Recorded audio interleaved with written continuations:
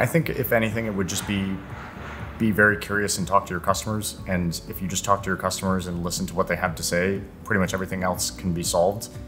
And when you talk to those customers, you just have to maintain that curious mindset of what are their problems, what are the things that we're not solving yet that we could be solving, and just getting that intel, that sort of learning out of them is the most important thing. And if I had to point to one thing that has led to us being where we are today, it's just that through this entire journey, we have listened to customers. I mean, the thread that we've been pulling on this whole time over 6-7 years now is basically the same thread from the beginning of it. That's Jonathon Barkl, co-founder and CEO of AirGarage.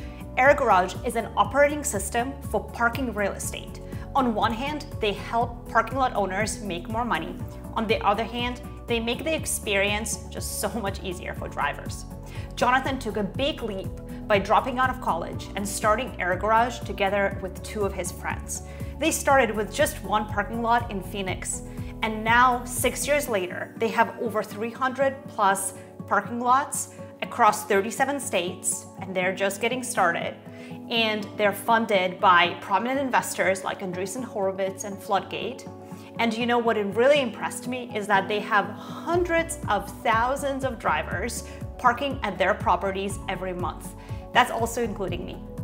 In this conversation, Jonathon and I talked about early stage go-to-market. He shared his story of doing founder-led sales. He gave some very tactical advice on acquiring your first customers and talked about the big pivot they did during COVID that made their company so much more resilient. This episode is specifically made for you if you are looking to acquire your first customers or if you're looking to learn about how to do sales better. I hope you enjoy it. Jonathon, welcome to the show. Yeah, thanks for having me. I am so excited to chat. I was looking at my inbox the other day and was trying to understand when we first met, and we got connected 2020, sometime around that time. And I'm really curious to learn about your journey as a founder, because I think I know a lot about AirGarage, but I want to know about your story. So I hope you're cool with starting all the way back when, maybe even your childhood, if that's cool.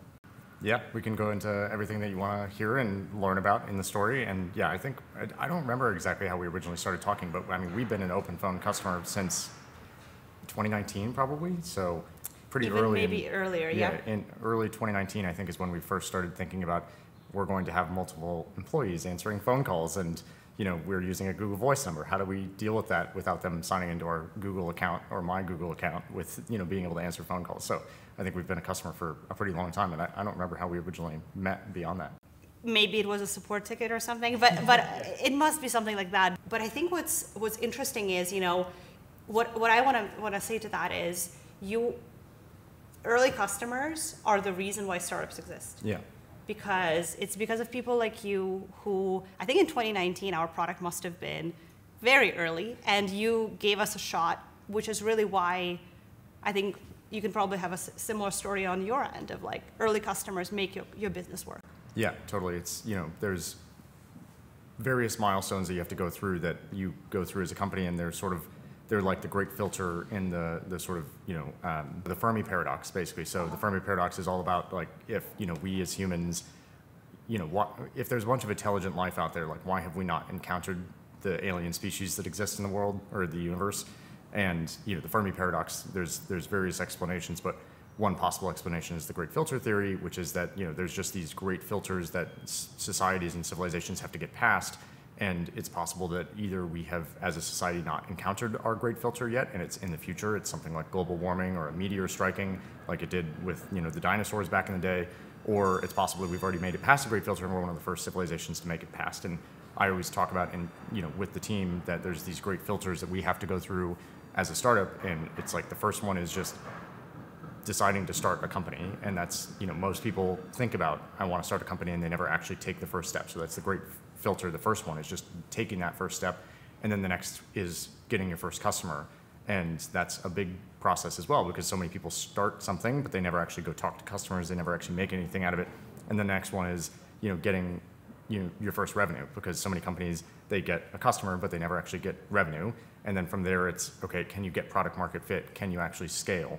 And those great filters are so important, and customers is one of the earliest ones, I think, after you've decided to actually make something happen. And to your point, the only reason we exist today is because of the customers that believed in us in the early days, and similar to what we saw in OpenPhone, saw the potential in what we were building, even though it was scrappy, even though it was early, they saw, okay, I think that there could be something here, and there were those visionary early adopters, even if they didn't realize it at the time, because they just believed in the vision that we were painting for them so wholly, right? I think as a startup community, we don't talk about that enough, the fact that early customers are a lot of times like they're the reasons why startups exist, because they, at the end of the day, take that leap and they allow you to iterate your way to having a product and to having a real business. I'm pretty sure I saw this as a tweet yesterday. I was like, yep, without early customers, we would not be here. I'm sure you feel the same way. I'm curious, thinking about you and your journey as a founder, did you always know you wanted to be an entrepreneur? I think in some ways, yes, in some ways, no. I mean, I was very fortunate. I think as a kid, you aspire to sort of what you know is possible, and you have to know that something is possible before you can aspire to it. And I think so many kids grow up around families full of doctors or lawyers or accountants, and they therefore aspire to be a doctor or a lawyer or an accountant.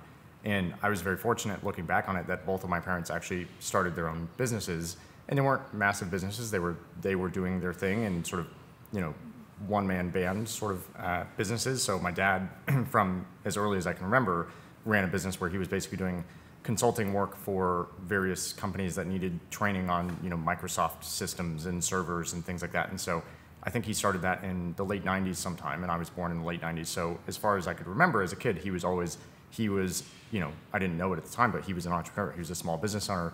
And being a small business owner is so much harder than being a tech software founder, because you don't have all these resources and VC and access to these things, and you can't build a team around yourself, and doing it all yourself is so hard because it's all up to you. But he ran that my whole childhood growing up, and he was always on the road because he would often go basically do these courses at military bases where they would bring him in to train a new class of recruits on Microsoft Server or Windows Server at the time. And then I was very fortunate that, basically after the Great Recession, my mom decided to start her own business as well. She'd been in sort of marketing roles at magazines and things like that previously, but then just decided that that wasn't a sustainable enough thing. And my dad was, able to support the family enough that she could go try to do something, and she wanted to get into real estate. And so she went and got her real estate license and went through that whole process, and then basically started her own business. And I got to watch sort of live as she started this business in 2010, 2011, and get her first customers. And she started doing real estate transaction coordination, which is basically all of the boring paperwork stuff that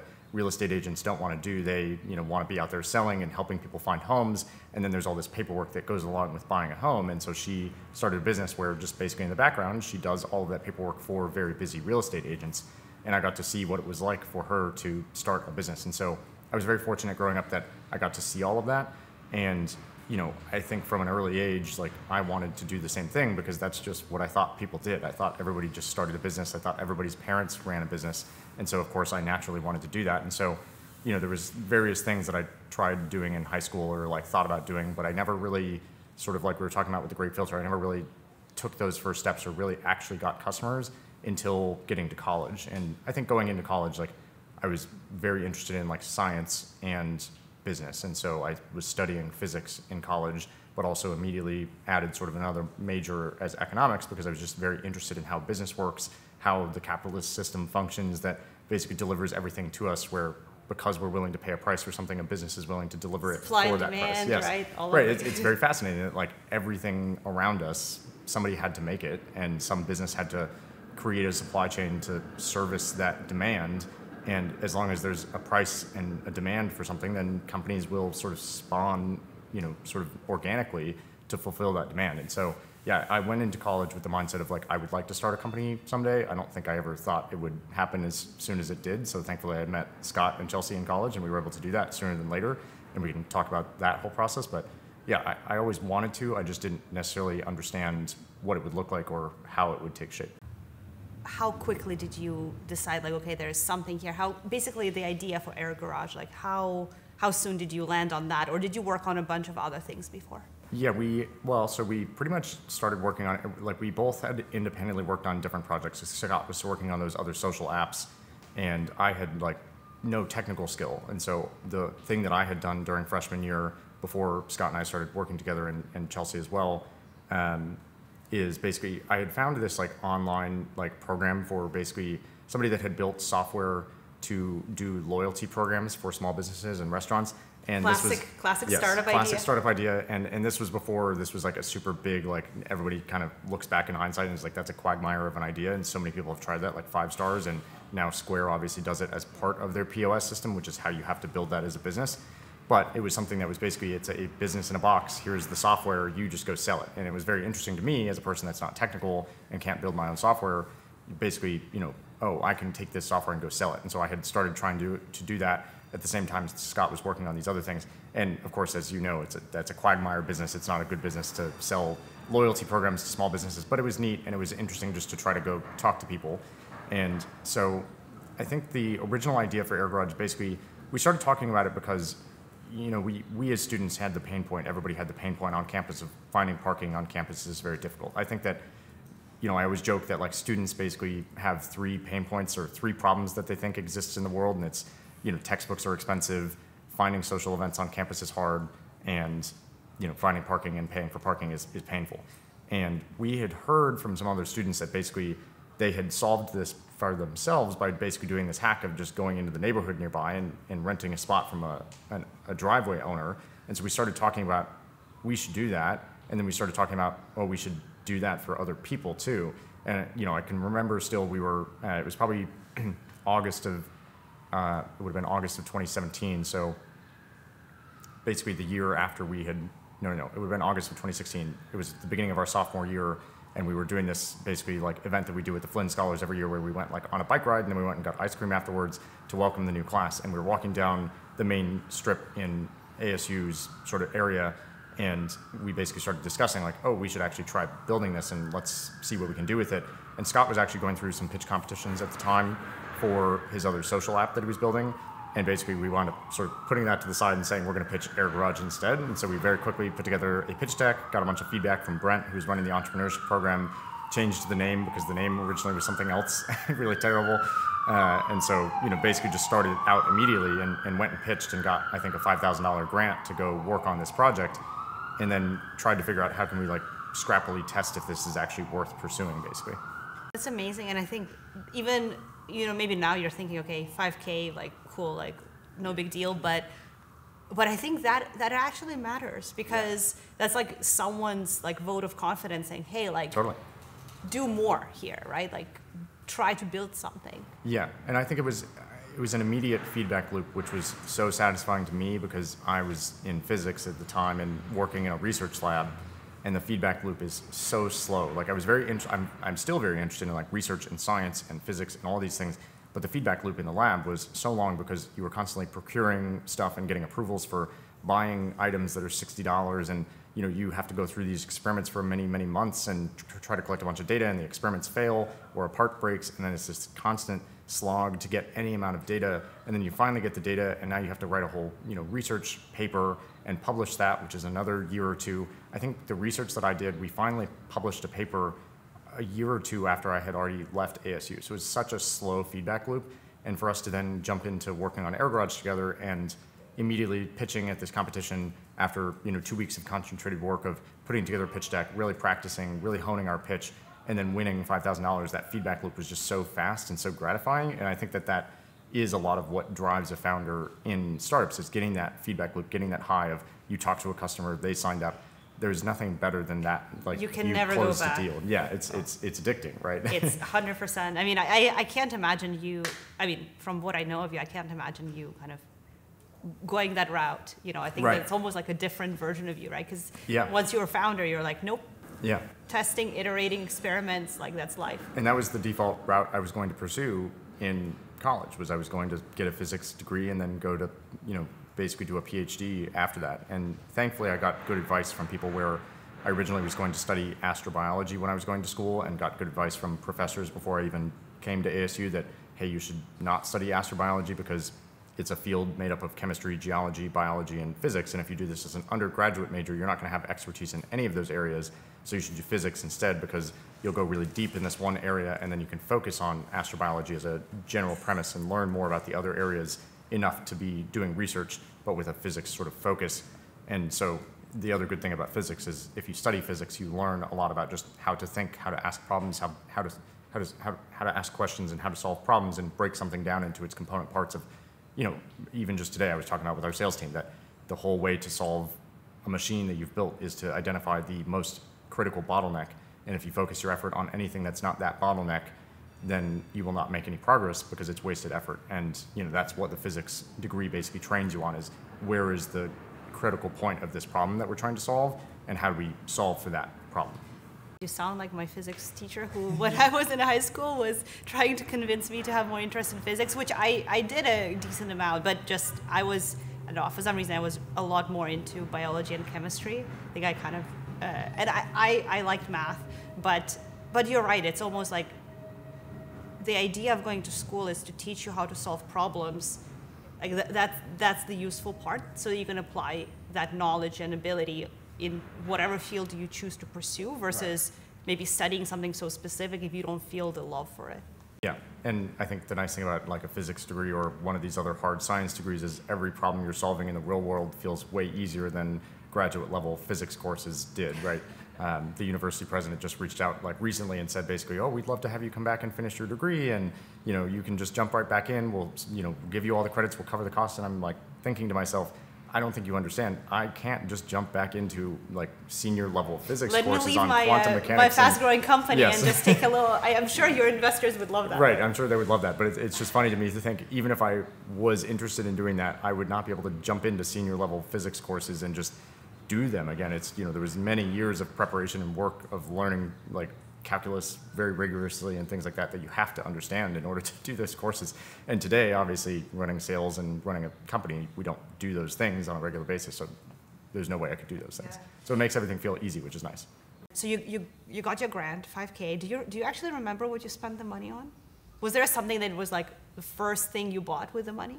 Yeah, I don't think we did a pretty good job of not spending money, and that's been one of the themes in the history of the company is we've been pretty frugal and sort of penny pinchers as founders, if you will, and that's good because then like in the long run, obviously, I think one of the biggest lessons we've taken away is just that being good stewards of the money that people give you gives you so many more shots on goal, and so much of success in building a company and getting to an exit or IPOing or having the big company in the long run is staying alive long enough to like make that happen. And there's been so many points in time as a company where the reason we're still here today is because we didn't spend so much money that we ran out of money and couldn't make something happen, and or so investors were willing to give us more capital because they saw that we had been good stewards of their capital and been efficient. So I don't think we spent that $5,000 right away or anything like that. I think that basically the first thing we did after we got that grant was say, okay, well now we have to actually go get customers, which is the piece that's missing for most students that go through a pitch competition, is they see the pitch competition and winning that as the end goal, when really it's similar to VC funding. It's a means to an end. It's not the end in and of itself. And so I think we got awarded that grant sometime around October or November of 2016, and then we basically went and figured out how can we test this as cheaply as possible. We had probably just read The Lean Startup around then by Eric Ries, so we were very top of mind, go test and iterate. And basically what we did was we put up a very basic landing page. It was like a site that we had made in WordPress at the time, and it's a one-page landing page website. It's all orange, one paragraph of text. There's 2 buttons. It explains what AirGarage is, that we connect homeowners and students looking for parking spaces. There's 2 buttons on the site, like list a spot or rent a spot.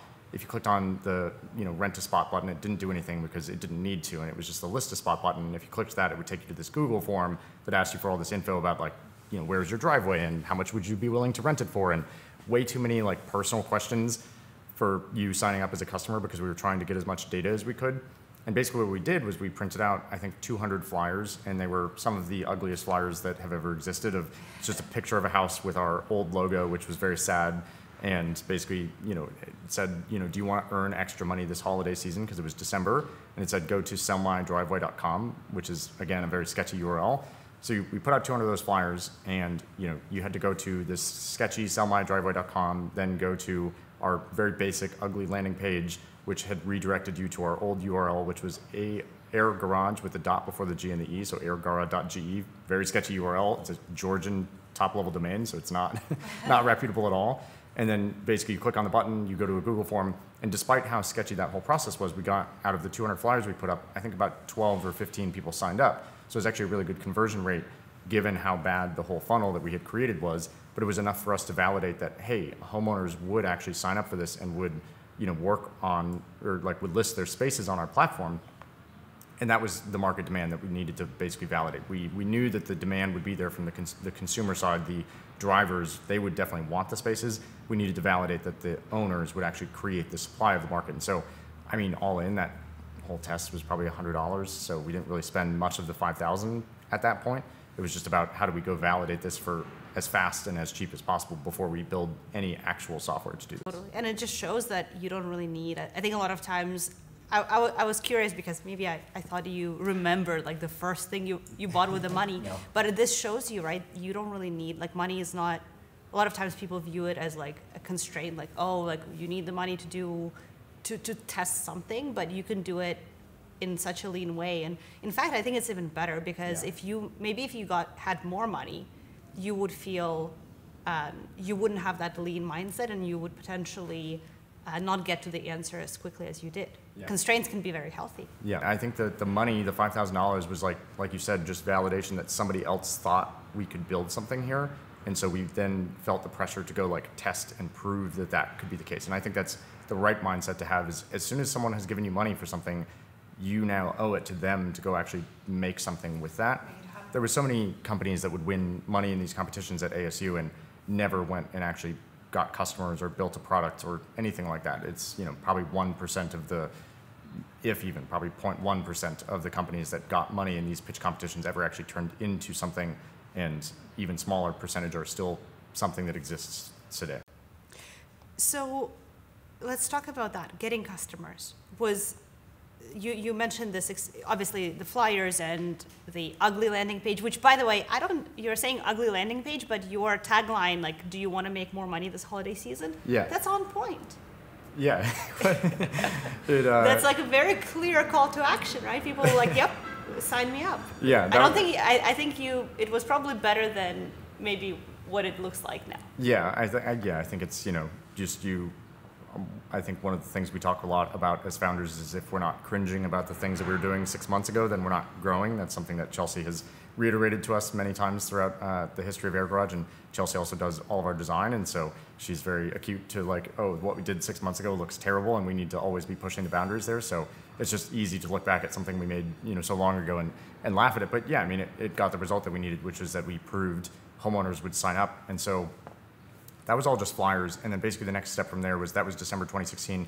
Scott basically spent all of the spring semester then, so all of spring 2017, basically building the first functioning software version of the product for us to onboard people. So, it was still not very good compared to what we have today, but it was building the whole system of how does somebody list a spot, and then how do drivers actually buy a spot, and, integrating with Stripe for the first time and using Stripe Connect, which was still pretty early as a product back then. And just building the basic building blocks. And then really where we started going and getting customers was then in summer of 2017. I basically spent the entire summer, didn't do an internship or anything, and was just doing part-time research at the university, and basically spent the entire summer then living at the university and going door to door in the neighborhoods next to campus, knocking on people's doors and trying to get them to sign up.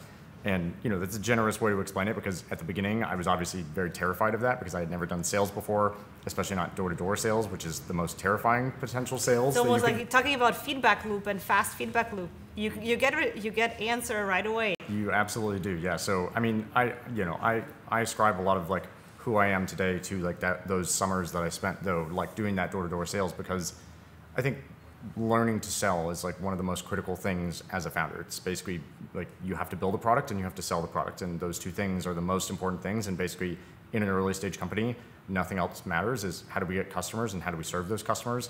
And so Scott was handling building the product, and so I had to be the one to handle all of the how do we go get customers. And so yeah, I basically spent the summer where in the beginning, I would, go out at like 4 or 5 o'clock p.m. after people had gotten back from work for the day, and it was summertime, so it's, in Phoenix, it's, 120 degrees in the middle of the day. So I would try to go in the evenings when it was a little bit cooler, like 105 or 110. And basically, at the beginning, I, was very terrified. And so I just set a rule for myself of, okay, you just have to go knock on one door, and then you can go back to your apartment. Done. Your shift is done. Your shift is done. So it's like, you just have to like ease yourself into it, right? Where basically I would knock on one door, and then I would go home and like let myself do whatever I wanted to do to just vegetate and get over the fear that I had just felt of doing door-to-door sales. And then slowly I started learning, okay, if you knock on one door, your odds of actually talking to somebody are very low. And so I started making myself the rule of, okay, you have to knock on doors until you actually have one conversation, and then, okay, now you can go home once you've had that one conversation, because now you've sort of progressed. And just started progressing myself through, okay, the fear of doing sales and knocking on random strangers' doors. And eventually you start to realize that random strangers are very nice in general, and it's not that big of a deal to knock on somebody's door. And my pitch at the time, right, was, hey, I'm a student at ASU. We're starting this thing. We want to help you make more money with your driveway. It's going to be a nice little income stream for you. Would you be interested? So it's a very easy pitch to be selling. It's not, like I was going door to door selling Cutco knives and trying to sell something to someone that everybody already has and all that sort of stuff. But it was that summer that I basically learned how to sell and learned how to talk to people that I had never met before and trying to convince them an idea. And I still remember like our first driveway owner that we got to sign up was this guy named Ari, and he, similar to what you were saying earlier, was the first person to really believe and said, actually I have all these spaces that I sort of control for my landlord, and I can make a bunch of money here. And he gave us a lot of feedback on what was good and what was bad and how the system worked. And so that was really helpful. And then we had this lady named Lorraine who signed up, and was really exciting to us because her driveway was right across the street from campus, and it was a killer deal for like $40 a month versus $800 per year. Prime real estate. So it was such a good example of this is what this platform can do. And then it was kind of funny because our first customer on the driver's side actually totally randomly came and found us. We don't actually know how this person found us still to this day, because we weren't doing any advertising. We basically were trying to get homeowners on the platform, and then we were going to do a launch later in July or August when the school was closer. But this guy named Martin somehow like found our website. I don't know how. And he booked Lorraine's driveway. And it was very funny to me in hindsight, because I was on a camping trip with my parents up near Flagstaff, which is like up in the mountains in the forest in Arizona. And I'm in a campground. I have very little signal. And Scott at the time was interning at CERN in Switzerland. And so, Martin came onto our site and booked this parking spot and broke everything, because, the Stripe, integration was broken. It's like the real customer. The whole thing breaks. And so I'm sitting there in the forest in northern Arizona, like frantically trying to call Scott, it's the middle of the night for him, and he's in Switzerland. I'm like, Scott, we have to fix this. Somebody broke our website, and like, we have a real customer. We need to fix it. And yeah, that was our first lesson in like, you should launch and ship before you think you should, because the things that you're working on probably aren't the things that are the most important for a customer to actually go through your buying process. And the only way to find out what actually matters and what's actually working and what's actually broken is to have somebody use the product and find out. And so and tell you exactly, you'll see right away. You'll find out so fast, instead of just guessing what's broken, because you're not actually going through the real user journey. And so it was a really good lesson to us that we still like hang on to this day, is like the classic lesson of just launch way sooner than you think you should, because you're going to get so much feedback sooner. And so yeah, basically that summer of 2017 was a lot of door-to-door sales, and then we sort of launched, and I think we just posted basically on like Reddit and stuff, and like tried to post into Facebook groups for students, and wound up selling out all of the driveways that we had. And so we quickly learned like, okay, we just need to go get more supply, because the demand is going to take care of itself. Supply is the constraint, right? It was, classic marketplace, it almost seems like. But what I find interesting is that exactly, it seems like you even remember the exact time, exactly when you got that first customer, all the names of your first customers. I feel that's so special, right? Because yeah, like you will always remember that moment, like, oh shit, this is happening. Yeah, it's definitely, like we talked about, it's that high that you get from your first customer and this first sale and the first revenue. And it's just a magical feeling to feel like we built something and people just paid money for it, and somebody just made money from the thing that we built. And we were making a small rake on the transaction, but that's really amazing when you feel that for the first time of, I can create things, and the things that I create, people will pay money for, and you basically realize you can contribute to the economy in this capitalist society that we live in, and you can just make anything that you want and create that. Thinking through the AirGarage journey, right? That was when your marketplace, you were sort of, getting supply, getting folks to list their driveway, getting affordable parking for people. At what point did you realize that that was not going to be the business model for your company? Yeah, so we basically had launched the driveway platform in the fall of 2017 and basically sold out all the driveways and quickly realized this is a very supply constrained market. So then the question became, how do we get more supply onto the marketplace? And all of our focus went onto that. So it was a lot of still door-to-door sales, doing flyer campaigns, doing door hangers that we made that were much nicer than the original flyers that we had put out. And we then subsequently, sort of in the fall as well, had launched basically our second university. So we went to school at ASU. We went down and launched the U of A campus, which was about 2 hours drive away. And big shout out to my dad, actually. He would drive down there with me, and we would basically tag team doing door hangers on people's doors around the campus. And so we realized that pretty quickly, you could, instead of doing door-to-door sales, you could just do a door hanger and you would get a roughly 3% conversion rate, which is really good for door hangers, actually. And so we started doing that and launching this other campus and just trying to build up supply. We tried a lot of things around like Facebook ads, but it's actually very hard to target on such a narrow geographical region on Facebook ads because they try not to let you target an individual person, right? So we didn't really ever have success with Facebook ads or anything like that. And our whole journey was about just getting more supply. And so it was basically in spring of 2018, we had decided to basically drop out of school at that point, which was crazy because in hindsight, it was way too early. We did not have a product that was really meaningfully getting traction. We had the driveway product and it was doing well, but it was not doing that well, right? Like not enough to pay the bills or anything like that. But we were fortunate that we had this scholarship that was supporting us, and so we had the flexibility to be able to take some time off and work on the business basically full time. And that was really good for us because working on something full time makes you think about it differently of how big does this need to be for it to pay our bills? And at least, right? That's a good starting point. Right, and what we started to realize was with the driveway business model, it was going to need to be quite large for us to even make enough money to pay our bills. Like we were renting a driveway for $50 a month. We weren't providing that much value, and so we would get 10%, say, so we'd get $5 a month for a driveway. So you need a lot of driveways to make enough money to pay rent even, right? So it was sort of around that time that we're thinking about this. And so we started thinking, okay, how do we get a lot more driveways? And there's basically two events that happened around the same time that basically led to us doing this pivot. So the first one was basically that we started working with actually a church that was, they had sold parking for a long time, and they were using our driveway business platform or driveway listing platform to sell monthly parking passes. And they had usually just done it with a spreadsheet. And I remember Pat, she worked at the church, and she was so thankful that she wouldn't have to do this with a spreadsheet and like manually anymore. And they still are a customer of ours today, even though we signed them up all the way back in the driveway days of AirGarage, which is so cool. And I remember the first sort of precipitating event here was Pat had asked us, hey, can you give us like a sign to put in the lot so people know that there's parking here? And we were kind of like unsure of, is this a good idea or a bad idea? Because we were really afraid of like the city of Tempe coming and shutting us down and saying, you can't do this, you're not allowed to sell parking here. And so we had kind of put it off a little bit, but thankfully Pat convinced us to put that sign out front, because then what happened is I went in to talk to this other church on campus, and they were in this prime real estate location where, ASU's campus is this full square mile city block, and they own the only piece of real estate in that city block that's not owned by the university, and they have a 55, 70 space parking lot, and they were selling parking on an like hourly basis and daily basis, and they just had some guys sitting there from 5 a.m. to 12 p.m. and other guys sit there from 12 to 7, and they would collect cash, very basic.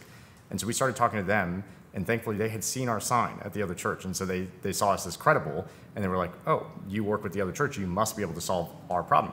And thankfully they didn't realize at the time that the other church was basically just doing monthly parking. We had no way or ability to do this hourly transient parking thing that they were doing, but we were going to figure it out basically. And so we started talking to them, and we were basically, I remember debating one time, we were sitting in a sandwich shop, the three of us, Scott, Chelsea, and I, sitting in a sandwich shop for like an hour debating, should we go work with this church that really wants us to work with them, but it's not really what we do, it's not our core business, it's hourly transient parking and public parking versus what we're doing right now with the driveways, which is working, it's a known quantity, and should we just continue to focus on scaling that up? It's a classic pivot sort of question of, take the risk or stick with the thing that's kind of working. And thankfully, the thing that helped make our decision for us was that we started trying to scale the driveway rental business. And we quickly realized, I can't fly to all these different universities around the country and personally put up door hangers. And so we used some of the money that we had gotten from the university to basically pay, I think, $6,000 to some company that we found online to put out door hangers at 5 universities across the country. And they wound up so basically... all of this is happening as you're, essentially, like, there's already signs of, there's this other thing that you could be doing, and while this is happening, you're still full on building your driveway rental business. Right, so we're still focused on, and we're literally having that debate of, we have this driveway thing that's working. Should we continue to double down on that, or should we go pursue this other thing with the church that wants to sell hourly parking, which we're not really sure about? We don't really do that. Is this really going to be something we should do? It's a very different thing than the driveway business, which is just an online listing marketplace, versus this church needs us to fully manage their parking lot, which is a much bigger lift. And is that going to be worth it? Is that something we should do? And basically what happened is we had hired this company online to put out door hangers at 5 universities, and they basically scammed us completely. And we paid them $6,000, and they took the money and never put out a single door hanger. And we could tell because we consistently had been getting a 3% conversion rate on our door hangers, and not a single sign up happened when we had them put out these door hangers. And so we knew that it hadn't worked. But thankfully, at the same time, basically we were working with that other church to sell public parking. We signed a contract with them May 15th of 2018. We took over their parking lot June 1st of 2018 and built the entire product to serve them in 2 weeks in a quick sprint. And within the first week of us taking that over, it was obvious that it was the right thing to do, because we made probably more money in the first month working with that church than we had made in the entire year and a half of working on the driveway business. So thankfully it was very obvious that okay, in hindsight, them scamming us was actually really good, because if they had gone and put out those flyers for us, we might have started to think, or might have continued to think, that there was wiggles of hope there, but they basically shut the door on that business for us. And so we saw, okay, this other thing is much more promising, making a lot more money, and we thankfully went and pursued that instead, because that's basically what AirGarage is today. Of course, and it's almost, I think in the moment that feels so frustrating, right? But now looking back, you almost say thank you. This is how I feel sometimes about rejections or things that don't go your way.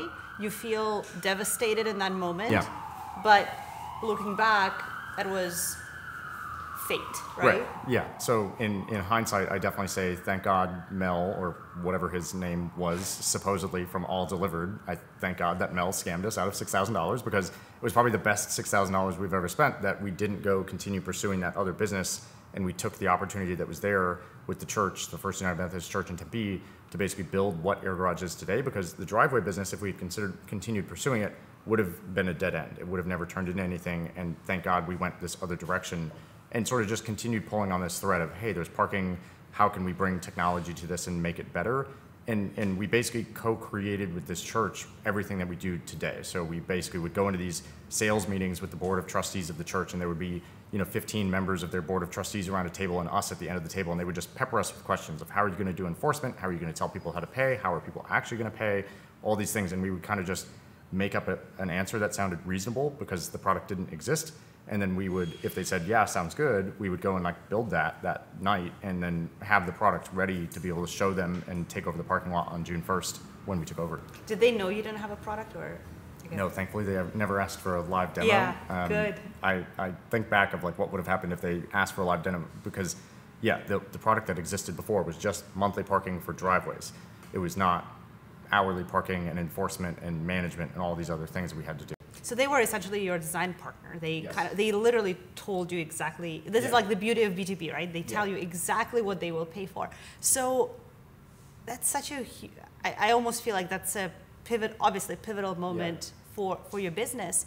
And I'm curious, in that moment when you were in that meeting and they were asking you all these questions about parking, how much at the time did the three of you know about the industry?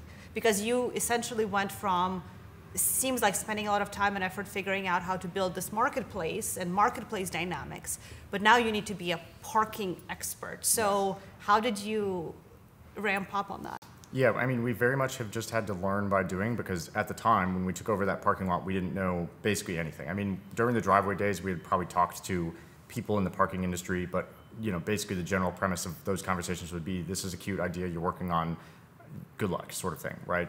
And I think it's funny now at the time looking back, because basically what we did was work with that church and work with them as a design partner and work from first principles of, okay, if you have a parking lot and you want to charge for parking in the year 2018 at the time, how would you do that from first principles with the technology that we have available to us today? Because most of the players in the industry have been around for 50 or 100 years, and they're using the same basic stuff that they've been doing since the 1980s of parking machines and gate arms and attendance and cash. And we were, I think, really benefited by the fact that we didn't have any of that preconceived notion about the way things have to be done, because there's so many things in the industry in parking today that still are done the same way they've been for a long time, just because nobody's taken the time to question, is this the right way to do things? And so at the time when we started working with that church and doing that first principles design thinking, we didn't know what a parking operator was. We didn't know what a parking management company was. We didn't probably even really know who any of those companies were.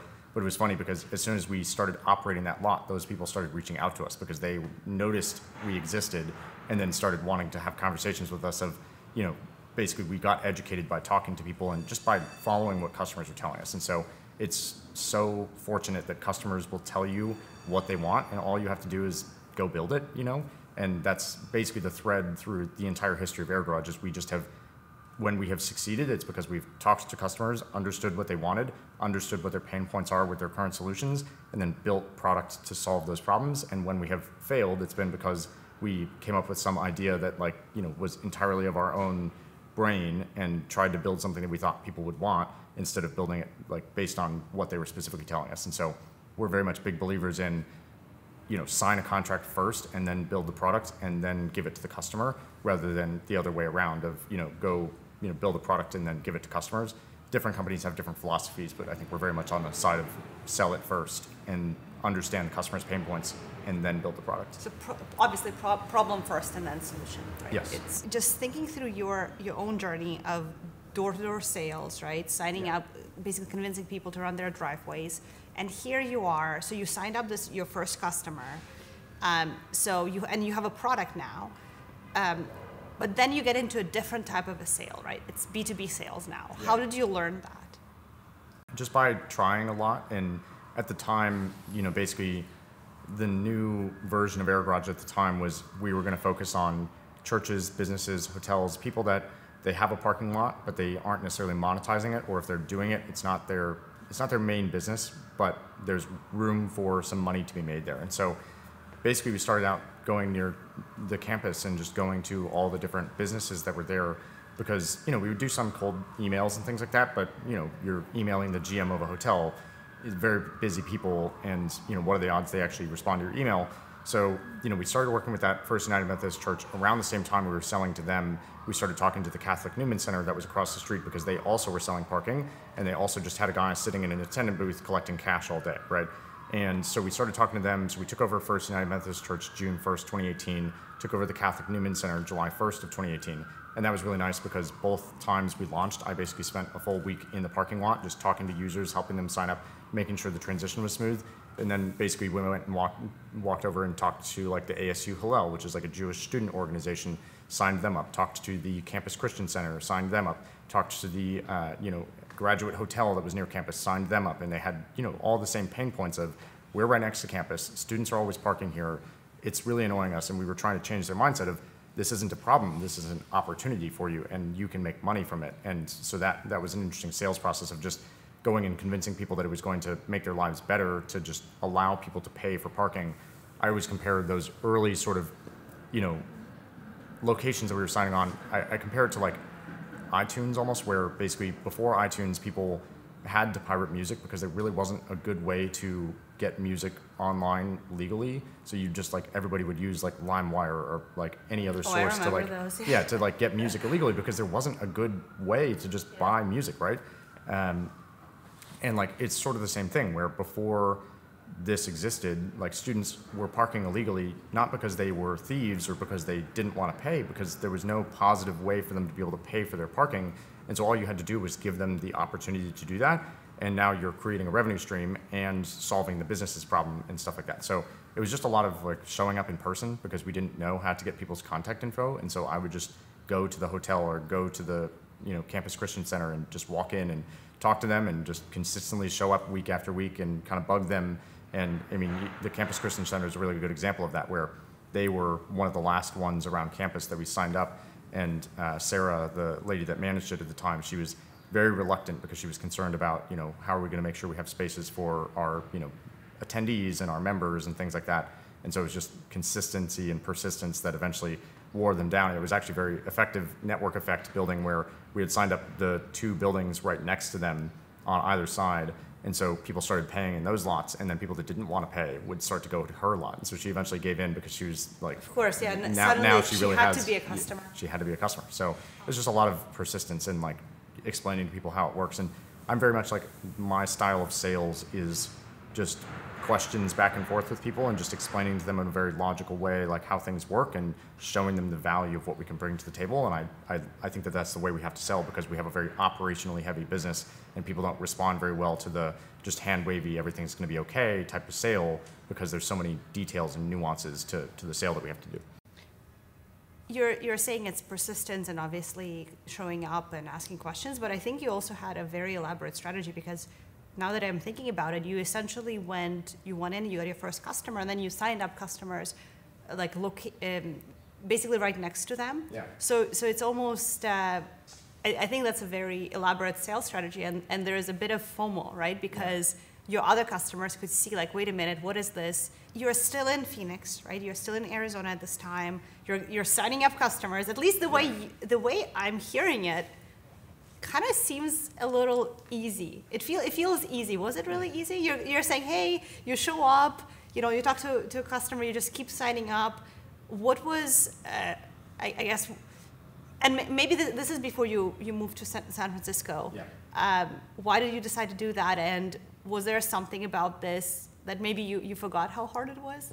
Because I'm just hearing this and I'm thinking, wow, that must be No, I think it was definitely a smooth journey. Each of these was a difficult sale where, like I said, for First United Methodist Church, the first church we signed on, there was probably a month or 2 of us talking to them and going to their board meetings with the board of trustees every Tuesday and trying to convince them that they should do this. And one of the things we learned later that led to sort of our second pivot, if you will, was that churches are very hard to sell to. Even if you're coming to them, it was very interesting to me, because I would describe the business to somebody, a third party, and say, we work with churches and we help them make money off their parking lots. It's free income. And they'd be like, wow, that's amazing. They must be signing up left and right. And it must be so simple, because you're just offering them a free bag of cash. And it wasn't that easy. And that's kind of how you could feel the tension of like, we don't really have product market fit here, because in theory it should be really easy, but then you're talking to a church and they're so risk averse. Even if you're coming to them saying, you've never monetized this lot before, you can make $10,000 a month, which is big money for a church, there still would be people that would say no, because they were so afraid of the downside risk of basically angering their church members and their parishioners and things like that. So it was definitely a long process. I mean, each of these locations that I just mentioned, like the Graduate Hotel, the Campus Christian Center, the ASU Hillel, they all probably took many months of sales and persistence and follow-up to get them to sign up. But it was kind of critical, like you said, to get those first few dominoes of the first few believers that really saw what we were doing, and then being able to point to them and say, we were doing it with them, it's working really well, now let's work together. But it was a long process where we started doing that right in like June of 2018. We probably had 10 locations or so by the time we started talking to investors for our seed round in March of 2019. And so, it took a long time to get those first few locations. And on a measure of, how much time I was spending as a salesperson versus the amount of value that we were getting out of those, probably objectively it was bad, but really my time was free, so it wasn't bad. It was really good at the time as early stage founders, but it did take a long time to like learn how to sell to people and figure out that first sort of several sales. I'm sure then as you've sort of changed and evolved your customer base, those skills were so critical. Plus, it seems like you just spent a lot of time with people in person, right? Like that is so valuable. You can learn a lot more from being there versus kind of like virtually. At some point here, you moved to San Francisco. A lot of companies do it. Why, for you guys, it was the right decision? Yeah, the basic reason was that, Scott and I were dropping out of school and Chelsea was graduating, and, we basically decided that, hey, if we're going to drop out of school, we probably shouldn't be staying in the city that everybody that's around us is going to keep going to school and classes and just think we're kind of insane, basically. And so we started talking about moving, and we basically made a list of all the top sort of startup options, like Boulder in New York, and I think Boulder was a big sort of startup destination at the time because of Techstars maybe, and then San Francisco. And we basically decided, okay, if we're going to move and like uproot ourselves, we might as well go to the place that's definitively the best place for startups to be, and that's how we decided San Francisco.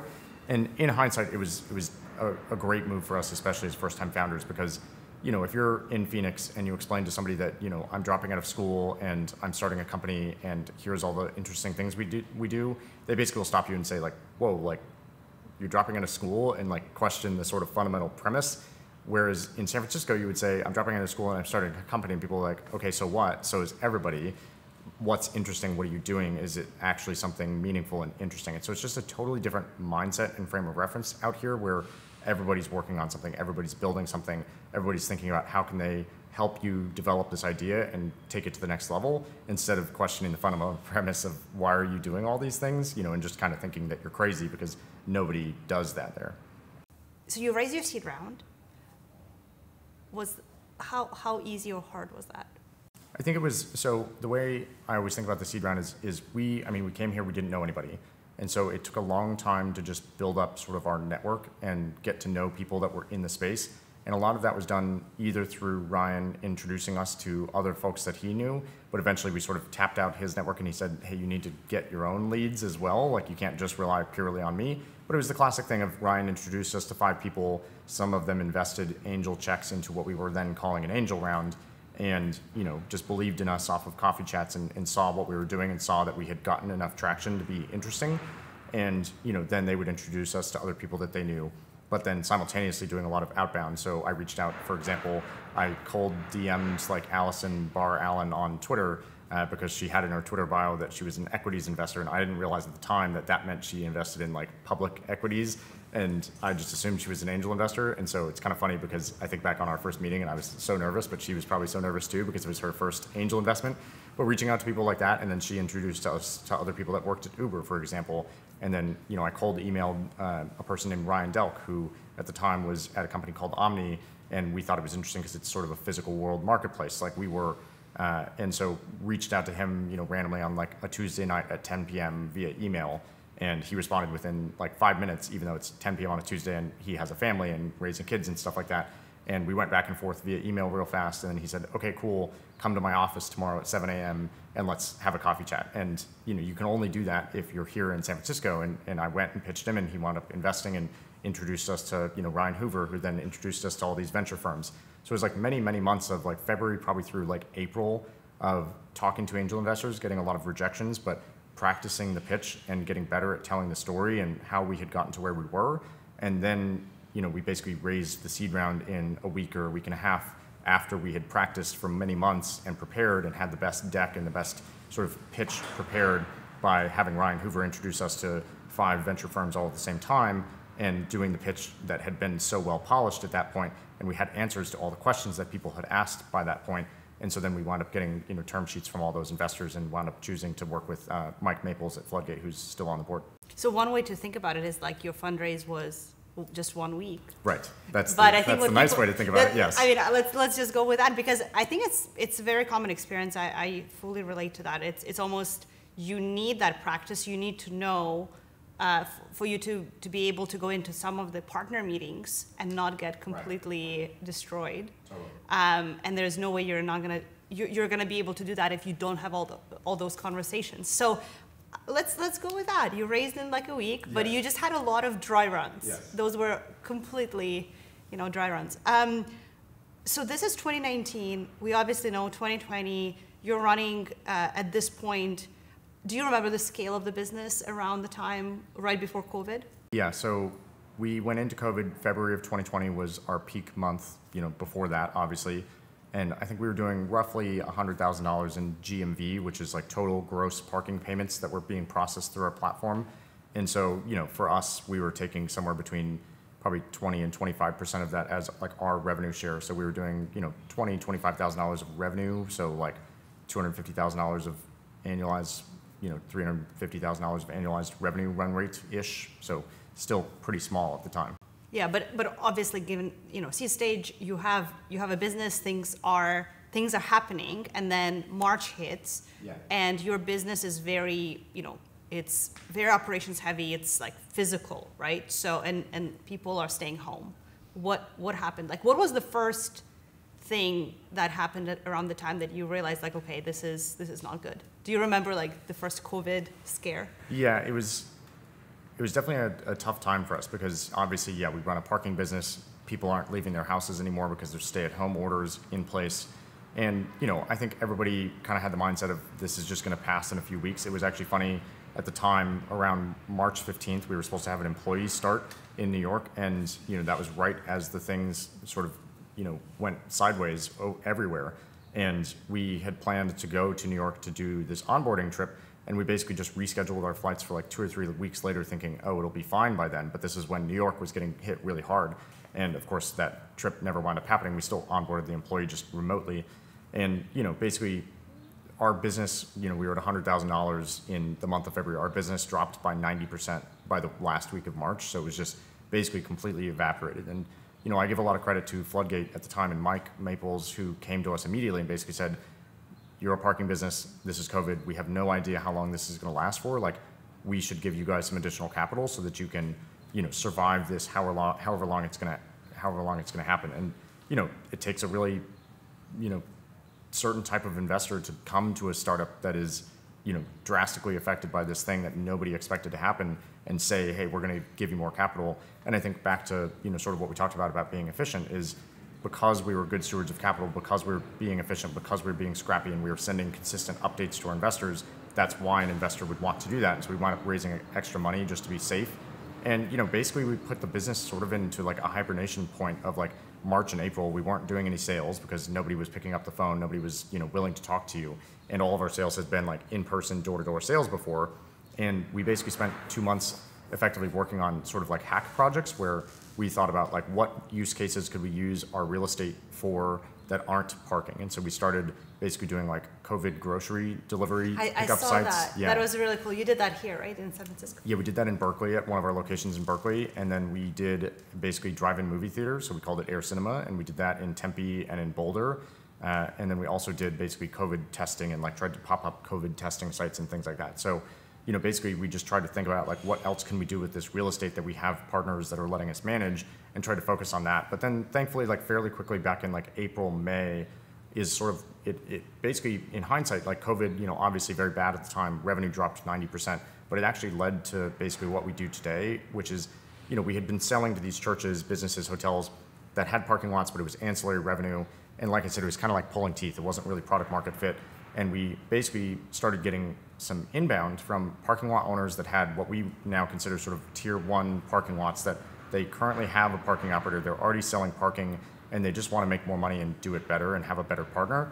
And we basically had one of those people contact us in Omaha, and they had 2 parking lots that were managed by a very large national company that's been around for 100 years. And the type of person that we would have never approached because we would have thought, they already have a solution. Why would they talk to us? We're a tiny little startup, and they're working with this company that's been around for 100 years, and they have a 20-year contract that they've been working with them for. And basically, this owner came to us and said, look, I've been working with this company for 20 years.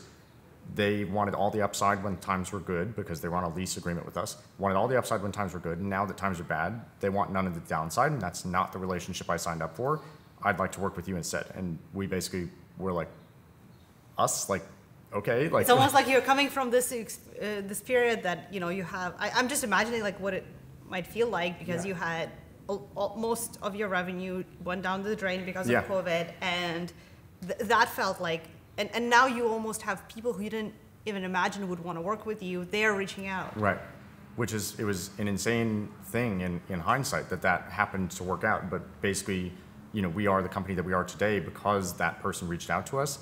And because we pulled on that thread more and started pursuing it, where we basically said, okay, well, if this person wants to work with us. There must be other people like this that want to work with us. And that's the entire basis of our whole go-to-market function now is we go after these tier 1 locations that in 2019 we never would have thought would work with us. And we sell to them, basically selling against their current operator, saying, with better technology, better data, we can deliver more revenue from your asset and manage it better and create a better customer experience, all these things. And it all started with basically because of COVID, other companies that are in the space dropping the ball in a way that we didn't expect them to. And that led to basically all of the growth that we have experienced since then. So, we were at $100,000 of GMV in February of 2020. We finally got back up to that level in January of 2021. And then I think we grew the business like 5 or 6x in the next 6 months thereafter, and then raised our Series A. And then like now we've expanded the revenue base like 7, 8, 9 times since the Series A. So it's like all of that is driven by basically that moment, things that came out of that COVID. Almost like that silver lining, right? This is already, I mean, I'm sure there's like multiple of these, but it's almost like you go through something that is so hard and you kind of feel like what's going to happen, and there is that silver lining on the other side. Yeah, it's somehow some of the best things that have happened to the company have been things that we thought were terrible at the time, like that person scamming us with the door hangers, and then like COVID, and those things led to what we are today. And it goes back to what we were talking about being good stewards of capital and being efficient with the business. You have to stay alive long enough for those things to happen, for you to find your way. I think, if I was a second-time founder, Scott, Chelsea, and I had started the company before, we probably would have found these things a lot faster because we would have just been moving even faster in this general direction. But as first-time founders, one of the most important things you can do is stay alive long enough for you to get those lessons organically, just through time and through effort and through going into the market and seeing what happens. And yeah, everything that we do as a company today exists because of those bad events that happened, and like all of the success that we now have at the scale that we have is because of those things and us staying alive through them and then being able to push through to the other side where the step function was a huge, insane curve of growth where the business in the driveway days before we got scammed was 10x smaller than the business afterwards, and same thing for COVID versus not COVID.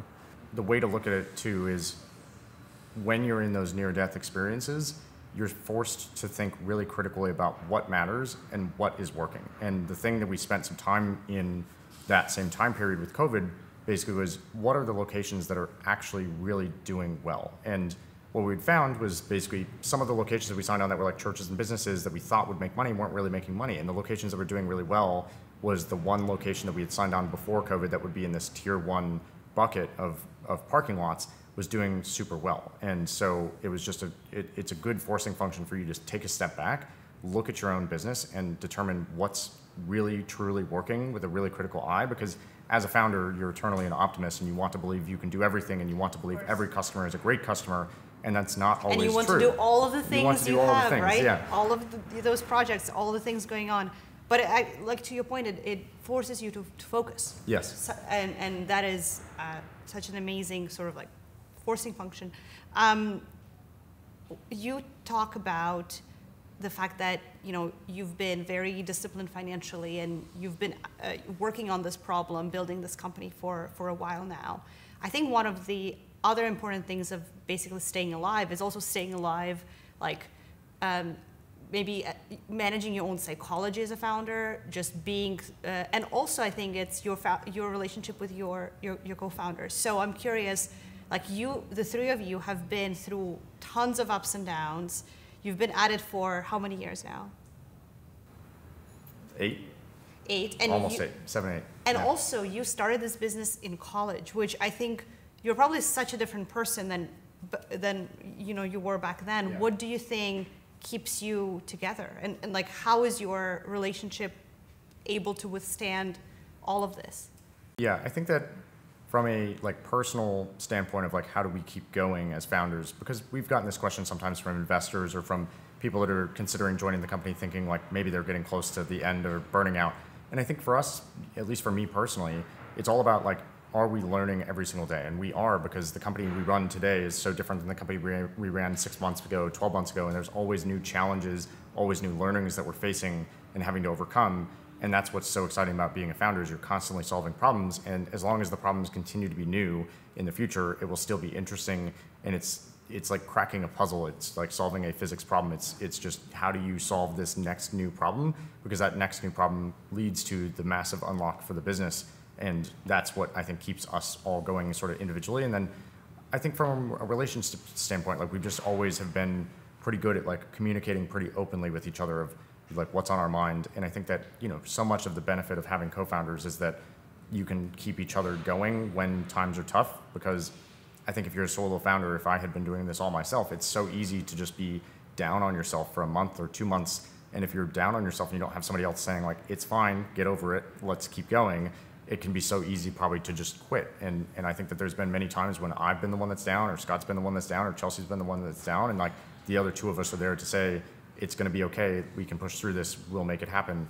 And that's so helpful. And just I think also from the beginning, like our relationship was strong because, you know, we all had our own things that we're working on. I think that a lot of founders that I know that have had issues is, you know, they are trying to do the same stuff and they don't really have clear lines of what each of them is working on, but it's been very clear since the beginning of what each of our roles are, and Scott and Chelsea are more on the technical side, and Chelsea owns like data and design, and then like I do, you know, sales, and in the early days operations. Thankfully don't have to do operations too much anymore personally, but yeah, it's like we had our own things that we had to focus on, and so we could push each other on, are we doing those things right? And, you know, but each of us was sort of the expert on those things, and there wasn't a ton of butting heads about, you have to do it this way, because I also have an opinion, because I also am an informed expert on it. So I think that that makes it a lot easier to get along and make sure you're not like having turf wars between founders. And most founders, I know everyone is so opinionated that, yeah, I can see that.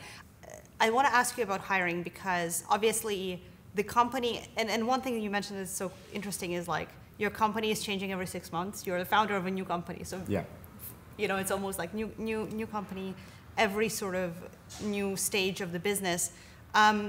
You've hired a lot of people since the early days. What have you learned about hiring? And I just always think about my own hiring mistakes and hiring lessons. I think this is probably the hardest part of building a business. Do you relate to that, or was it pretty smooth for you guys? No, I think hiring is definitely the hardest part about building a business, but it's the most critical component. I meet so many founders that basically are burnt out on the idea of hiring or having a team, and maybe you've met founders like this too, where you'll meet founders that got to a certain scale and then sold or shut down their company, and they'll basically say, I never really want to manage people again, or I never want to, you know, have a team again. I don't want to deal with people problems, is what they call it. And I think that's a really bad mindset, because basically everything amazing or great that has been achieved ever in human history has been because somebody assembled a team and did something with that team, right? I mean, all of the great companies that we think of today that are massive and successful, they all had so many employees, and the only reason they were able to do that is because they had a team around them, because neither of us as individuals could achieve what we can achieve with the companies that we run, and having that whole team working in the direction. And so I think, yeah, it's like very critical as a founder to get good at hiring. And we've had our fair share of lessons on that. I mean, we certainly had a lot of team members in the early days that were not the best fit. And, you know, we had to learn, you know, when is the right time to fire people and when is the right time to have those conversations. I think, though, the biggest lesson for me as a first-time founder is that we were extremely fortunate with our first hire. His name's Brian, and he came in with a very, you know, generic title of like supply growth lead, because we've always been wary of giving out big titles and have had issues with that in the past. But supply growth lead, and he was just a generalist person that we were hiring. And thankfully we hired him and hired him versus like, you know, one of our investors was pushing us to hire like an MBA that like worked at McKinsey and like thought like a biz ops person. And that would have been totally the wrong hire for what we needed, which was we're 3 scrappy founders. Like we need somebody else scrappy that can be an extension of that team. And Brian was so fortunate for us because, you know, I think we kind of got lucky that we found him. He found us through one of our investors tweeting. So shout out to Allison for that tweet. But basically, you know, we hired him and he was the first employee, and he just could do everything that we threw at him and like do it well, do it up to our standards, and if not even better than our standards. And that's so important as a founder, to learn to trust people for the first time, because I think a lot of those founders that have that mindset of I don't want to work with people, they never found those people that were excellent, that were truly like a barrel that could own projects, drive them forward, and make it happen in a way that they were happy with. And, you know, that first set of team members that we had, most of them are gone. Brian's still here, you know, coming up on 5 years later, which is amazing. And because of that long time of us having him around, he has so much built-in knowledge in him now that he can basically serve as an extension of the founding team, or he is part of the founding team, but like extension of the founders in terms of thinking back to the history of the company and what matters and what doesn't matter. And I think every time we've hired somebody and it's been successful, it's been finding people that are scrappy, finding people that are like willing to put in the work, that are constantly learning, that are constantly pushing themselves. And every time we've hired somebody that has failed, it's been somebody that's coming in as sort of like the fancy, you're hiring this person that sounds really great on paper, but they're not willing to put in the work, or they don't do the first principles thinking, or they're not going to take the time to understand all of the other parts of the business that they need to understand to make their role effective. I swear everyone does this, right? I mean, you just said it, like 100% same thing. I feel like it's almost like a part of this is learning the lesson, because someone could have told you this before, but yeah, you only know in practice. And I also feel like you need people who really want to be on your mission, right? Because there are those ups and downs, and if someone is there because it sounds like a great company and it's a hot startup and like I'll have this great company on my resume, they're going to be out when shit hits the fan, and when you have the maybe less exciting parts of the journey, but that's like what you need the team for. So when you hire folks now, are you one of those people who is all about delegating and getting out of the way, or like you get involved in the details, or somewhere maybe in between? Yeah, I think there's obviously a healthy balance, but I think that one of the mistakes that we've made as founders in the last 24 months since we raised our Series A and started hiring, because before the Series A, right, it's like you have 9 or 10 people on the team. It's extremely scrappy. We're just trying to duct tape things together enough to get to a size where you can raise a Series A, raise more capital, and then have the capital to invest in building a team. And so after the Series A was really the first time we hired a leadership team for the first time, right? We hired a director of engineering, a VP of sales, a head of marketing, a head of sales development, head of sales operations, a product lead, all these roles that had never existed before. And I think one of the mistakes we made was we over-indexed on the advice that is pretty common advice, which is basically hire really smart people that have done this before and know it better than you, and get out of their way. And I think that there's some merit to that, of like, yes, you obviously have to trust people and you have to empower them and you have to help them, but also you have to trust your gut as a founder of the business better than anybody else. And so if somebody's suggesting something just because it's best practice at another company, or it's the way they've done it at their prior companies, it may not be the right thing to do at this company specifically. And so you always have to sort of think of, how do we marry this person's experience with what we know works at our company? And so I think that we over-indexed on staying out of their way and letting them do their thing for too long in some of those scenarios. And then it wound up not working out, and that person had to depart for a variety of reasons. And then now, like, for example, I'm running our sales team again. So it's, you have to find a balance there where the people need to be able to run with, the rope that you've given them, but you also need to trust your gut as a founder of what's going to work for our company and our business based on all of the context we bring to the table. And you don't want to micromanage people, but sometimes people also need and want micromanagement if they want that feedback, because I think there's so many managers out there that won't give you any feedback at all, and you're just totally flying blind of, am I doing the right thing? Or they'll just say, sounds great, and not really critically think about what you've given them.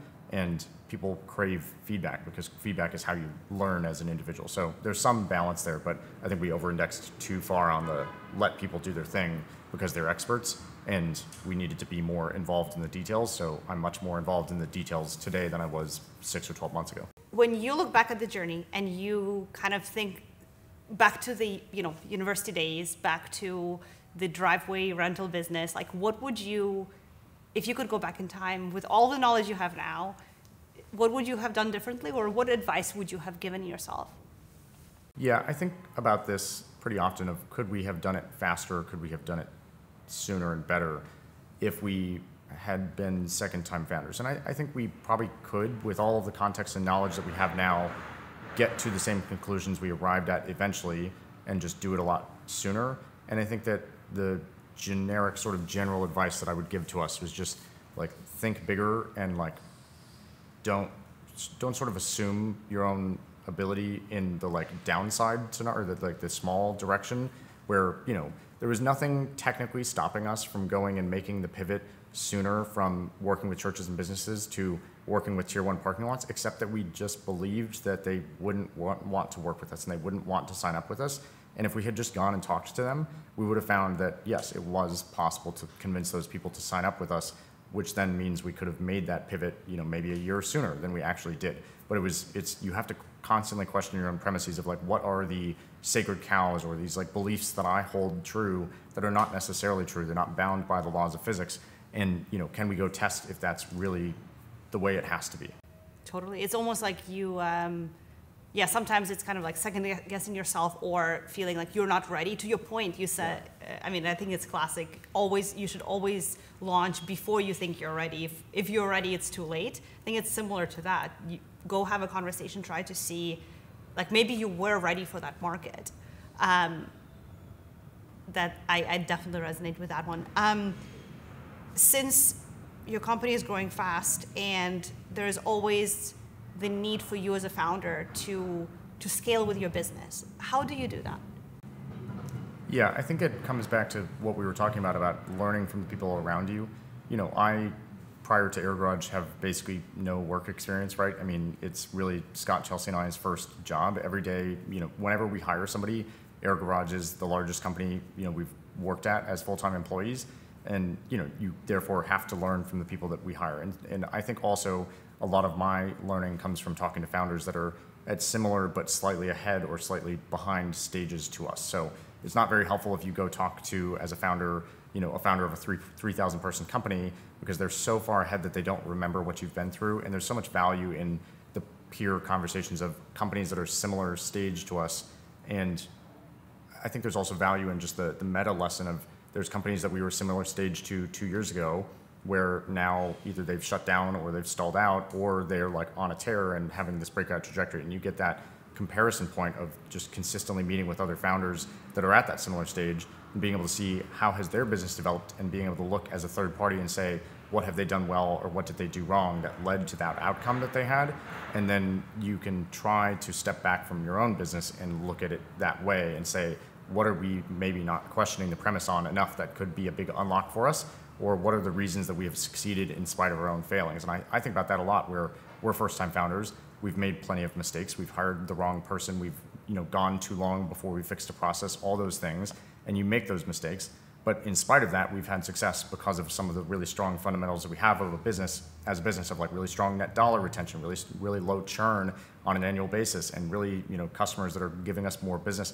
And so you can make mistakes when you have those things working in your favor, but you can't make those mistakes if you don't have those things working in your favor, because if you have really high churn or you have not very high annual contract values, that makes it a lot harder to make those mistakes. And so in some ways, one of the biggest learnings is like when you're starting a company, trying to set yourself up with as many of those tailwinds that are going in your favor as possible, but just learning from other founders and seeing their journey, either slightly ahead of us or slightly behind us, has been so helpful. Sure. I mean, as you are talking about a couple of things here, I'm definitely thinking about some of the preconceived notions and like being ready for a certain market and how you need to keep testing that because you will never be fully ready, right? Right. And I think that's basically the job of founders in the long run, is basically always questioning the premise, always thinking from first principles, always pushing the boundary as much as possible. And it can be hard to do that when we're stuck in the day-to-day of running the business, where today I run the sales team, so I'm constantly on sales calls. It's very hard to take that step back and look at that bigger picture. But when you have somebody really excellent running that team, then you can spend the time poking and prodding at the different parts of the business to say, is this as great as it could be? How can we level up this part of the business? Or like, is there something we're not even thinking of today that could be the next massive unlock for it? What I find so interesting is that throughout the history of AirGarage, you kind of started off building a product for yourself, right? Like you wanted, to have better and easier parking on campus. And you've evolved to building a product for a very, very different audience that you perhaps like don't fully know, didn't fully know before. How are you able to know really what to build? And you mentioned sort of like building what customers want, but that doesn't always lead you the right direction, in the right path, because customers sometimes don't know what they want. So how do you really figure out what to build in a way that creates a solution that is truly solving their needs and problems? Yeah, and I think there's definitely a balance there where customers can't necessarily explain to you what they want you to build, but they can explain to you what their problems are, and then it's our responsibility as founders, as people that understand technology, to say, well, this is how we can bring the technology to build this. We talk a lot about this concept of being different and not just better than traditional, competitors. Is when we were building the first sort of hot swap system, we were just trying to be better than them because we had software, but now our entire focus on the product side has to be, what can we do differently? And those are things that owners may not even know are possible. So to your point, we can't just ask them, what do you want to exist? Because most owners don't even think it's possible to do dynamic pricing in a parking lot, because nobody's ever suggested that that is possible with the traditional systems. And so then that's where we have to take more of the approach of, what are your goals for this parking lot in a very broad sense? And it's, how do we maximize revenue? How do we create a good experience for our customers and our tenants? And how do we make sure the property is operated well overall? And then we have to think about products that never existed before that will make those goals happen in more of a top-down sort of forward-thinking visionary approach than we ever did in the past. And you can bring new technology here, right? Like, to your point, your customers will not, they don't necessarily think about tech all the time, but you, being a startup, everything happening on the AI front, for example, you can always think of incorporating that. What I find interesting is that, well, I also relate to this a lot, because it's almost like you need to meet the base level requirement, and then it's innovation. Yes. So you're in the really fun stage right now. I actually parked at one of your locations the other day, and even though I think I'm a consumer with high expectations, I did not expect a text message basically saying, hey, we saw you left the garage, we ended basically your session, because I totally would have just forgotten. That was amazing. That was not I didn't expect it, so I think that's the definition of amazing customer experiences. Just like elevating that to the...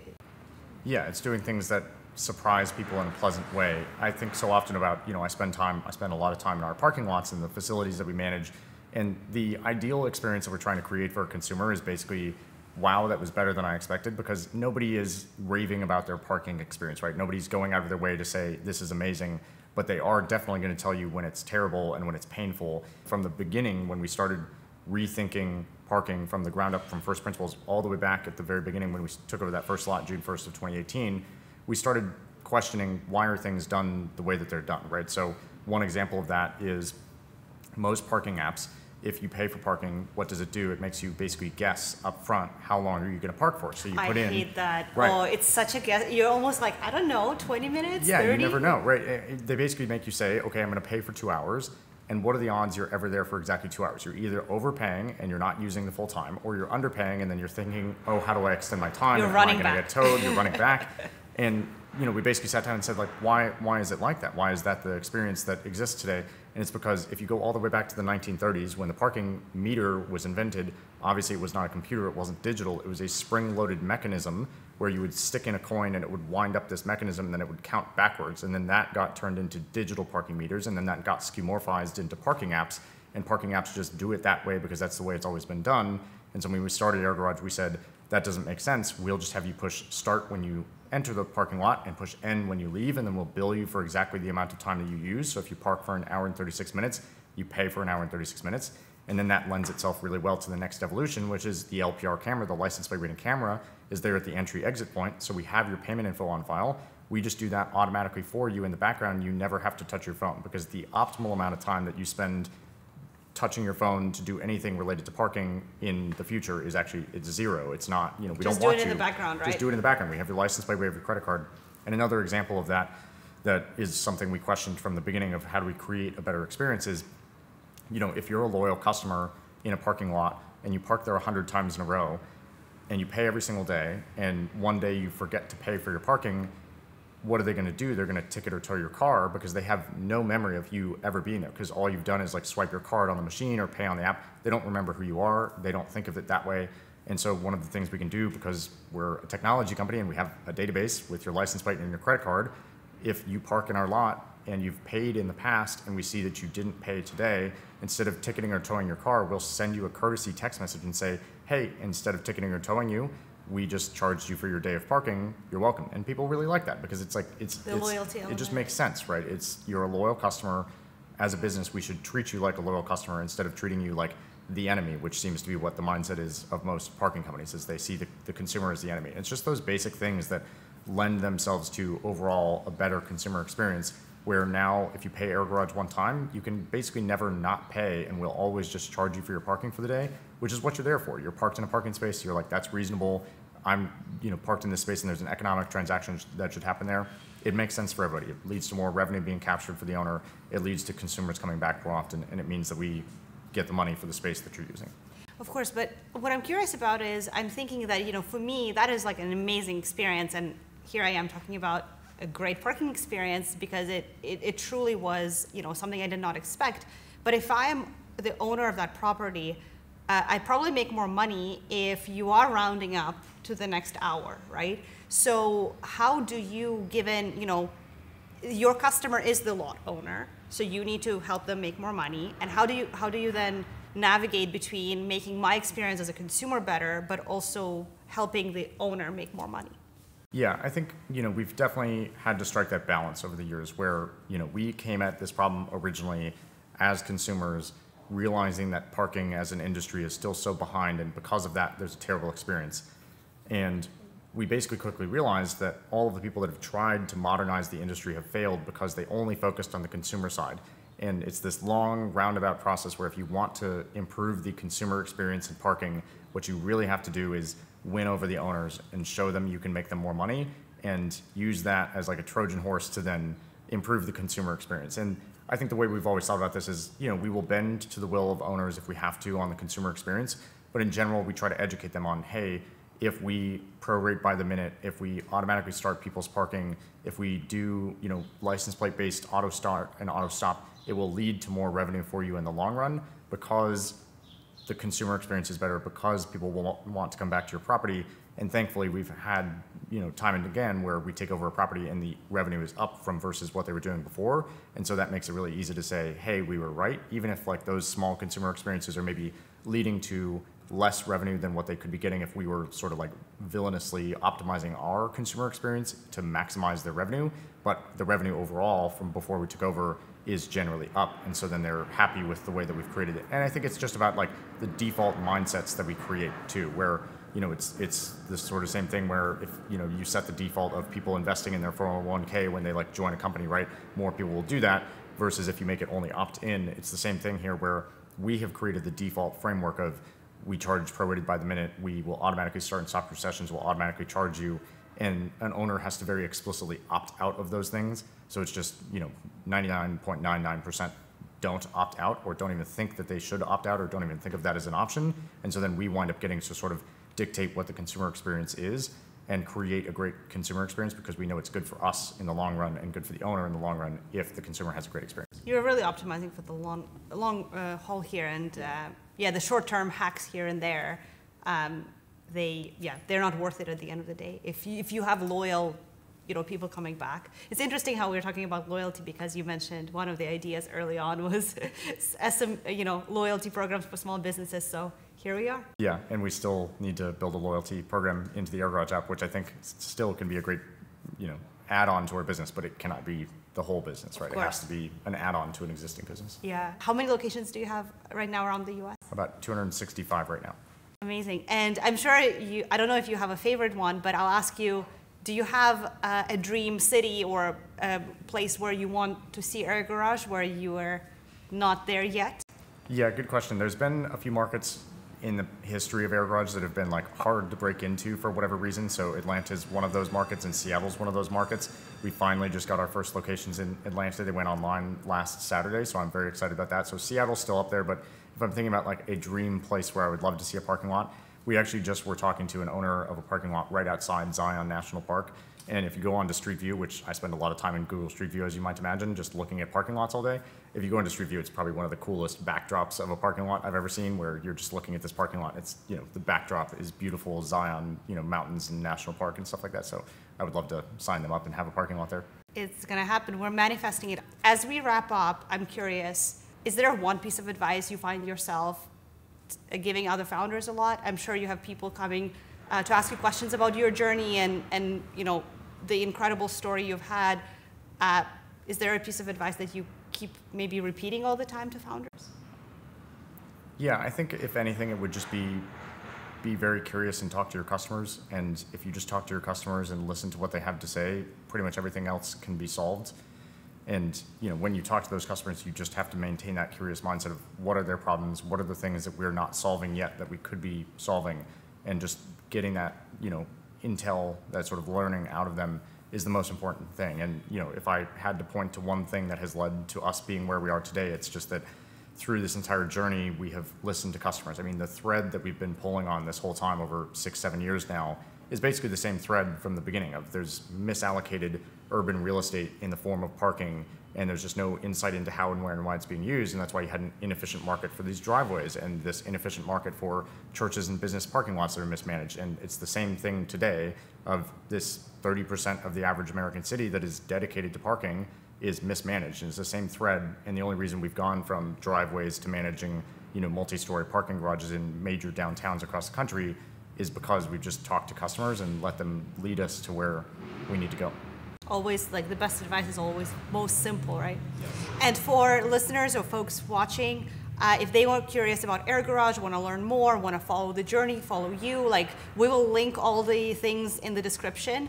But yeah, what's the best way for people to see what's happening? Yeah, definitely. So you can go to our website, airgarage.com, or you can check out my Twitter, which is just at Jonathon Barkl on Twitter. X. Twitter. Yeah, well, yeah, I'm still, Sure. I'm still on. It's Twitter. For me, it's Twitter.